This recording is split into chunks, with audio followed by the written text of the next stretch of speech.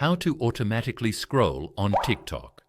To get started, you first need to open Settings on your iPhone. Once you are here, tap on Accessibility. Then go to Voice Control. From here, enable the Voice Control option.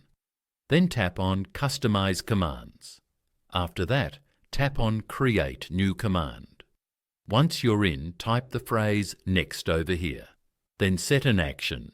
Select the Run Custom Gesture option. Now draw a swipe up gesture on the screen. Then hit the Save button from the top right corner. Now go back. Tap on Application. From here, select the TikTok application. Close the Settings app. Now open the TikTok application. Once you are on the TikTok home page, say Next to swipe up. As you can see, TikTok is automatically scrolling.